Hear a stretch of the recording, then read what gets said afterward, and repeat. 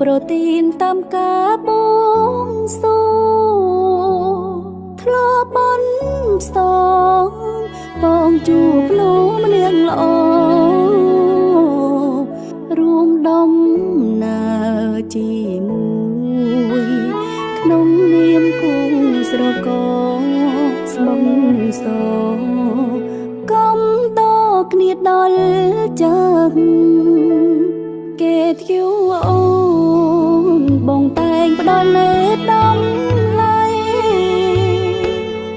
រកក្បាយថ្លៃពីស័យថ្កុំកើងនឹងបងគិតគូរាំងសាអូនដោយព្រះនាងម្ចាស់កក់ក្ដៅ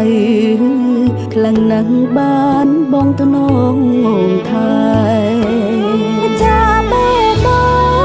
ងអូនអើយអ្វីអាចប្រៀបស្មើបងទៅតួមានមួយសំពើក៏មិន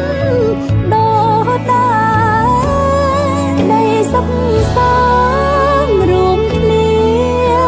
ទុកជាប្រពុទ្ធសាសនា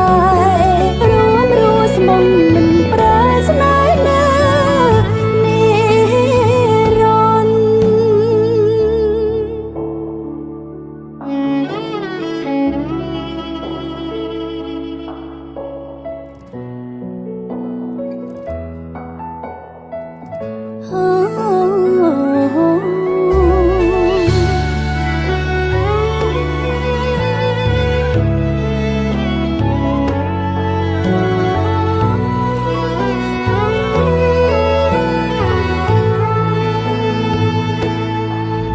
ឆោ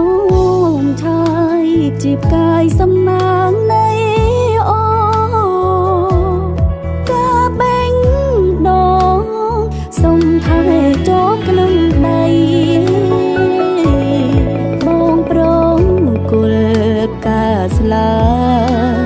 ពិតជាមានតម្លៃមានន័យចាប់ដៃគ្នារក្សាខា